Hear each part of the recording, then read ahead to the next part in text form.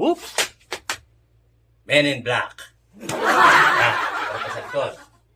Di ba? Men in Black. Whoops! Pinoy Survivor. Ito po yung t-shirt na pinaprint ko.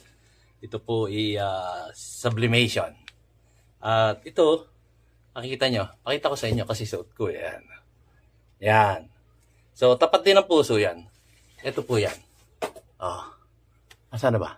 Wala ba mata ang lolo? Ito yan. Ito. Ito yung sa tapat ng puso. Ang sukat niya na yung mga 3 inches, 3 by 3. Tapos, di pa yun, pinakita ko nga sa inyo yung mga Pinoy Survivor. Ayan. Diba? Ang ganda-ganda. Ang ganda-ganda. Ito yung naka-imbus ng konti ito, pero washable siya at hanggang sa masira ito